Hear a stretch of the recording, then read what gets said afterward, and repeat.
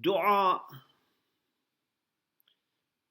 is mukhul ibadah. Dua is the core of ibadah. You know, sometimes ibadah, when we look at ibadah, we see a ritual. We see some actions, some zikrs, some invocations. But if you go deeper and deeper and deeper and go to the soul of the ibadah, to the core of to the essence of ibadah, what is it? It's dua. And of course, dua itself is a zikr. And in some lectures on spirituality, I have explained that how dhikr of Allah is everything that we can do and is positive. Every positive thing that we can do is dhikr. And dua is very closely connected to dhikr. So any ibadah that we do is, in its essence, dua and dhikr.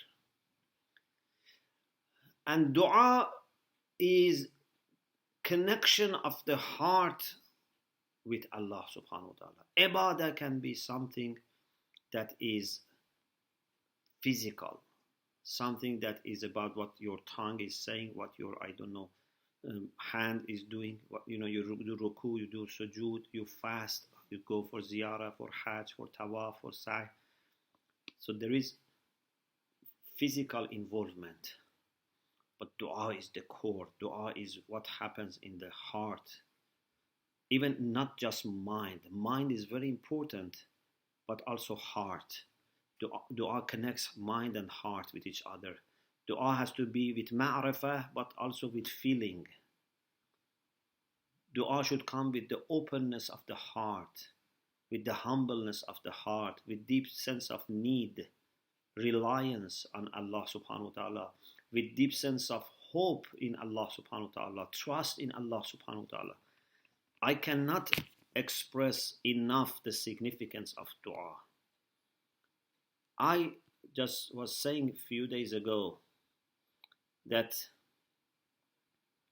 you start, I think it was the last akhlaq session in London, if you can find it online also, the last part. You start with dua.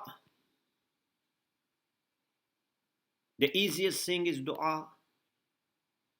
And hadith says, "A'jazun nas man ajaza an ad-du'a." The most incapable person is the one who cannot even do dua. Because what do you need for dua? You don't need any equipment. You don't need any training. You don't need, to wake up in the middle of the night. You don't need to fast. You don't need to avoid, for example, some pleasure. Do dua. Dua is the easiest thing. And the one who cannot do dua in his time of convenience. I said, for example, I'm not saying necessarily in the middle of the night. At least after you have your breakfast, after you have your lunch, after you have made everything that you wanted. Okay, do dua. In any language that you like. Okay, this is the easiest thing. A'jazun nas man ajaza an ad-du'a. If we cannot do dua, means we are the most incapable person. But then, dua is a lift. You get the lift in the ground floor or even in the basement. Maybe I am even in the basement. I am in lower than zero. But get this lift. Even in the lowest condition that we are, we can get connected to this lift. Even if you have done something bad that has blocked the way between you and Allah. Allah does not accept your a'mal, but still you can do dua to ask for forgiveness. Allahumma aghfir li ad-dhunub allati tahbasu ad-du'a. Oh Allah, please forgive those sins that have blocked my dua. or block dua in general. This by itself is a dua. It means that even if my actions are blocked, my du'as are blocked, still there is a way to solve the problem, and that is by praying and asking for forgiveness. This dua is never blocked. So this is the lift that goes to the lowest level. Just get into this lift, do what you can, and then it will take you higher and higher. And you would never want to come out of this lift, because this is the only way to get higher. Salat is also dua.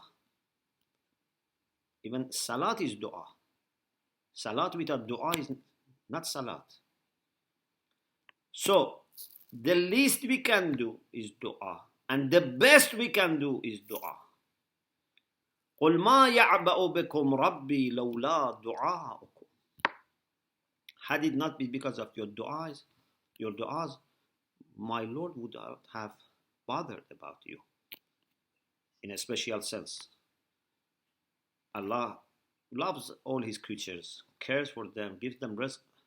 But if you want to be especially taken care of by Allah subhanahu wa ta'ala, you need dua.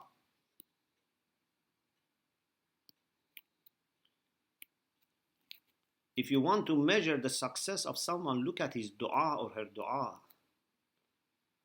If you want to see how close is someone to Allah subhanahu wa ta'ala, see when his dua stops. Does he ever stop from dua? Is there any limit in the depths of his dua? Where does his greatest pleasure come during the day? When he's doing dua or outside dua? When he's talking to Allah or outside? So, dua is something that would never be separated from mu'min. Ad-du'a silahul mu'min is the weapon of mu'min. And as we said in the retreat, depending on your soul's strengths, this silah can help you reach your aims.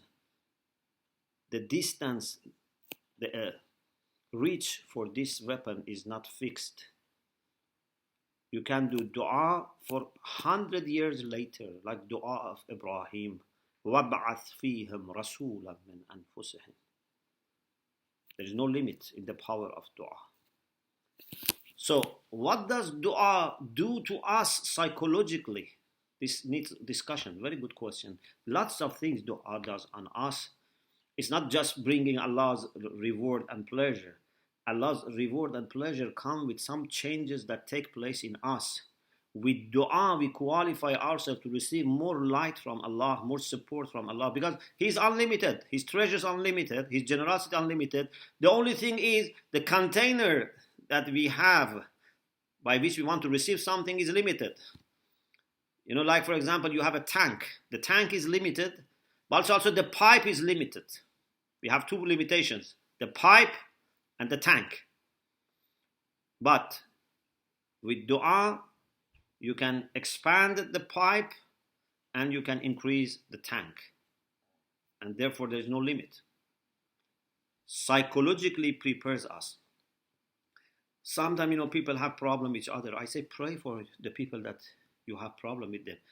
The very fact that you are able to pray for them and wish good for them and beg Allah to help them puts you in a position that you don't feel they are, annoying you or they are able to endanger you. And this improve your relation with them. At least this would cause less feeling of pain in your heart. Dua is a school for learning. Not only when we read the du'as in the Quran or Ahlul Bayt, but also when you want to make your own du'as, you learn many things. You realize what are the most important things that you have to mention. So in this way, priorities in your life also become known to you. Sometimes, we also don't know what is the most important thing. But when you want to make this official presentation of your needs to Allah subhanahu wa ta'ala, then that's the time that you work on your own priorities. And sometimes you can, then go back to yourself and say, oh, I feel very bad. Is this what I want?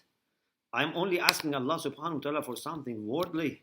So this means that these are the things that occupy my mind and heart all the time. Otherwise, why I don't have other things in my du'as?